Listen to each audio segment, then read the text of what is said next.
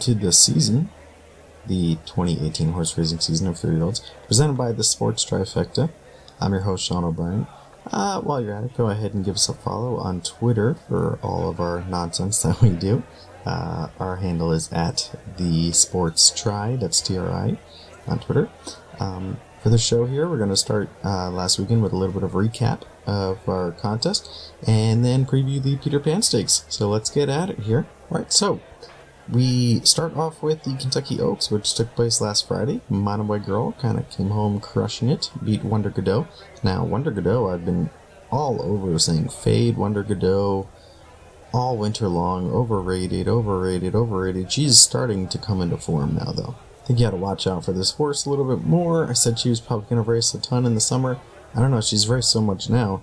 But she really pushed it to Monoboy Girl a lot more than I thought she would. And Midnight Busy wasn't really there at the end. Like, I thought that she would be the one dealing with Monoboy Girl, but Monoboy Girl pulls it out. D-Lo and I get that pick right. And then we go on to Sloppy Saturday, the Pat Day Mile. That was ran in absolute slop, and it kind of flipped the race upside down. None of us had much success, with the exception of one of our control group members, Joanna. She actually had Funny Duck in real life with a little bit of money. She won a decent chunk of change. Why she didn't pick him in our contest, I don't know. But Funny Duck came through in a slow time, but every horse went slow, and it was kind of a bad omen for the Kentucky Derby, which came up next. The Kentucky Derby was picked correctly by Joanna in our control group as well. Congrats on that. However, I was a little disappointed in the result because mainly it was ran on a sloppy track. It's a 20-horse chaos race to start with. Mendelssohn didn't stand a chance out of the gate. Once he got wiped out and took a bunch of mud in the face, a bunch of these horses took him mud in the face except for Justifying Promises Fulfilled. Those are the only two horses that I can give, consistent non-toss-out ratings to on this. Good Magic made a decent run at the end there. Audible got pinched on the rail a little bit. Wanted to make a move up the middle. Had to wait about 1 or 2 seconds before he can actually make that move up on the rail, which I think cost him any legit shot at the race there. And he's also getting mud kicked up in his face. It was a chaotic thing. Justify's getting all this hype. He's acting like he's the next American Pharaoh, Secretariat. And all. I'm like, no. This horse is beating fields that aren't that great right now. Nobody's really stepped up and put up huge times, and the horses that have, like Mendelssohn, were just completely wiped out at the beginning of this race. I mean, Justify his winning time, if you look back the last 50 years, on the slop, there's been 6 Kentucky Derbies. This horse race was ran at a time that was the 5th slowest.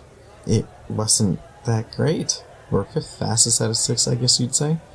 It wasn't that great a performance, even if you take in part that it was on the slop. I've gone back and looked at horses and what their kind of base speeds are, and then when they do run on muddy tracks, it usually takes about a second off for a router.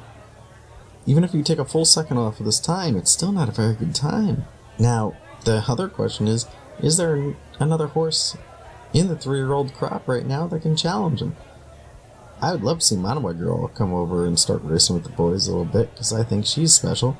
Midnight Busy, on a really perfect day, I think can really contend with this group, because right now the boys group, the Colts, they're not looking all that amazing. Justify, hey, to his credit, he's winning. He's taking these races. He's doing it without any competition.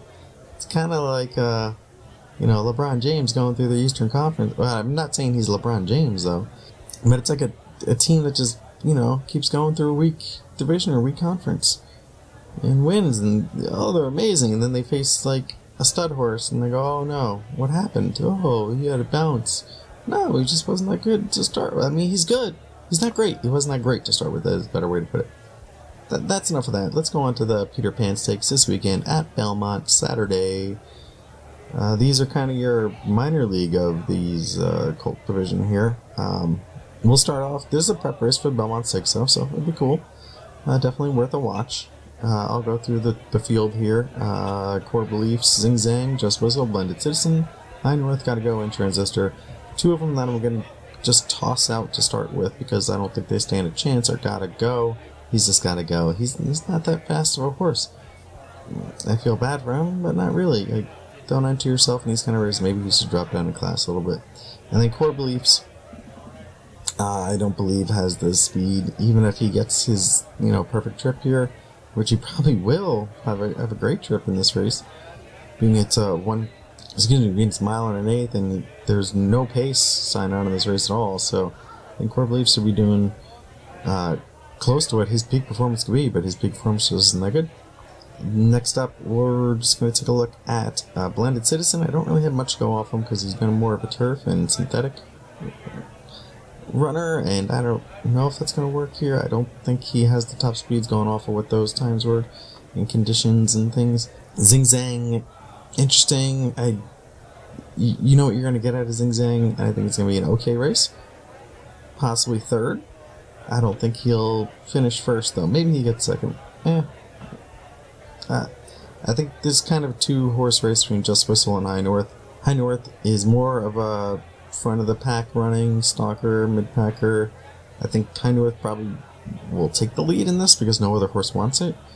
And I think Just whistles by him in the final stretch. Haha, great joke. Yeah, no, okay. But in any case, I think that's what's going to happen. So yeah, Just Whistle. He's going to be my winner for this one. Superfecta, if you want to play that, 3624. And go out there and make some money. Let me know if you do. Alright, take care.